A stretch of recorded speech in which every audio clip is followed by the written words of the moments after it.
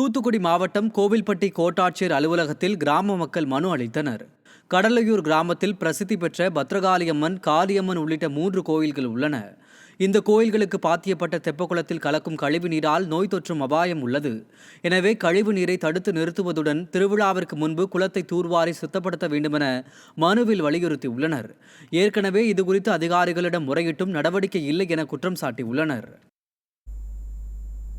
மதுரையில் 3000 லிட்டர் மாநகராட்சி குடிநீரை தனியாருக்கு விற்பனை செய்த லாரி உரிமையாளர் மற்றும் ஓட்டுநர் மீது மோசடி வழக்கு பதிவு செய்யப்பட்டுள்ளது.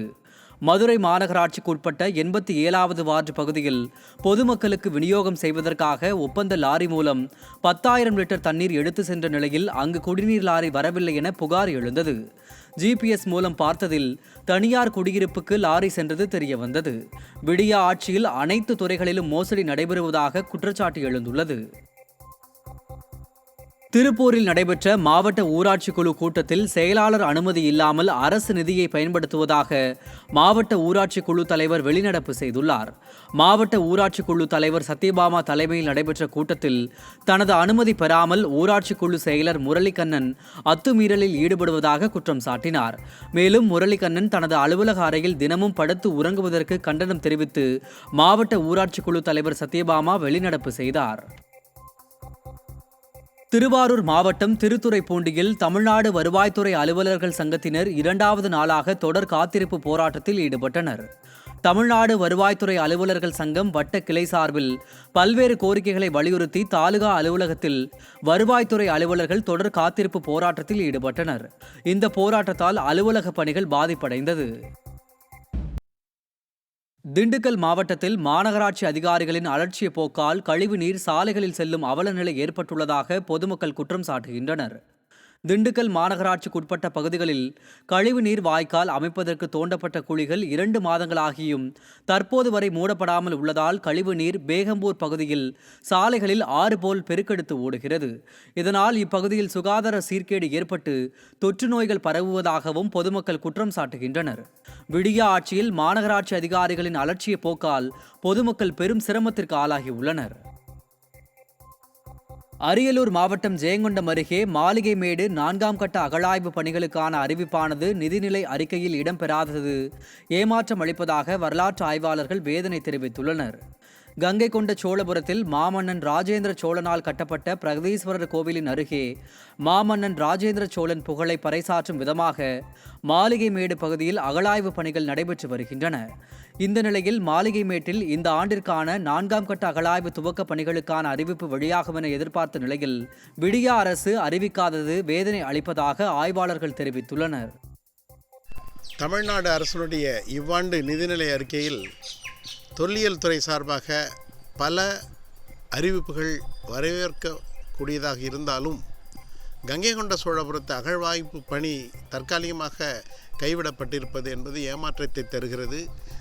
இங்கு திட்டமிடப்பட்டிருக்கின்ற ராஜேந்திர சோழ அருங்காட்சியகம் மற்றும் மாளிகைமேடு திறந்தவெளி அருங்காட்சியகம் போன்றவை பணி தொடர்வது என்பது வரவேற்புக்குரியதாக இருந்தாலும் இந்த அகழ்வு பணி கைவிடப்பட்டிருப்பது என்பது மிகுந்த ஏமாற்றத்தை தருகிறது.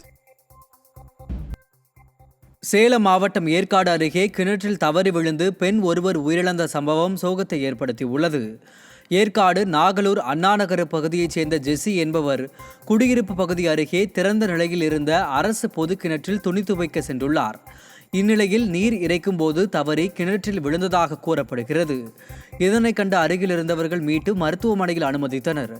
மருத்துவ பரிசோதனையில் அவர் ஏற்கனவே இறந்துவிட்டதாக மருத்துவர்கள் தெரிவித்த நிலையில் தகவல் அறிந்து வந்த ஏற்காடு போலீசார் உடலை கைப்பற்றி பிரேத பரிசோதனைக்காக ஏற்காடு அரசு மருத்துவமனைக்கு அனுப்பி வைத்தனர். கன்னியாகுமரி மாவட்டம் கொல்லங்கோட்டில் வளர்ச்சி திட்ட பணிகளுக்கான டெண்டர்களை பேக்கேஜ் முறையில் ஒதுக்குவதை கண்டித்து நகராட்சி அலுவலகம் முன்பு ஒப்பந்ததாரர்கள் போராட்டத்தில் ஈடுபட்டனர். கொல்லங்கோட்டில் நகராட்சி பணிகளை மேற்கொள்ள 36க்கும் மேற்பட்ட ஒப்பந்ததாரர்கள் இருக்கும் நிலையில் அதிகாரிகள் ஒரு சில ஒப்பந்ததாரர்களுக்கு மட்டுமே டெண்டர்களை ஒதுக்குவதாகவும் பேக்கேஜ் முறையில் டெண்டர் விடுவதால் மற்ற ஒப்பந்ததாரர்கள் பாதிக்கப்படுவதாகவும் வேதனை தெரிவித்தனர். விடியா ஆட்சியில் நகராட்சி அதிகாரிகள் டெண்டர்கள் ஒதுக்குவதில் பாரபட்சம் காட்டுவதை கண்டித்து மற்ற ஒப்பந்ததாரர்கள் நகராட்சி அலுவலகத்தை முற்றுகையிட்டு போராட்டத்தில் ஈடுபட்டனர். இந்த டெண்டர் பேக்கேஜ் முறையில் விடுவதால் எங்களை போன்ற கான்ட்ராக்டர்ஸ் மிகவும் பாதிக்கப்படுகிறார்கள். எங்களுடைய பின்னாடி இருக்கின்ற தொழிலாளர்கள், எங்களை நம்பி இருக்கின்ற தொழிலாளர்கள் பாதிக்கப்பட்டு வாழ்வாதாரம் பாதிக்கப்படுகிறது. ஆதலால் இதை கண்டித்து தான் இந்த காத்திருப்பு போராட்டம் இன்றைக்கு நடத்தி கொண்டிருக்கிறோம். மயிலாடுதுறை மாவட்டம் சீர்காழி வட்டாட்சியர் அலுவலக வாயிலில் 2ஆம் நாளாக வருவாய் அலுவலர்கள் காத்திருப்பு போராட்டத்தில் ஈடுபட்டனர். சீர்காழி வட்டாட்சியர் அலுவலக வாயிலில் 30க்கும் மேற்பட்ட வருவாய் அலுவலர்கள் 10 அம்ச கோரிக்கைகளை வலியுறுத்தி 2வது நாளாக காத்திருப்பு போராட்டத்தில் ஈடுபட்டனர். இந்நிலையில் வருகின்ற 27ஆம் தேதிக்குள் விடியா திமுக அரசு கோரிக்கைகளை நிறைவேற்றவில்லை என்றால் வரும் 28ஆம் தேதி முதல் காலவரையற்ற போராட்டத்தில் ஈடுபட போவதாக வருவாய் அலுவலர்கள் சங்கத்தினர் எச்சரிக்கை விடுத்துள்ளனர்.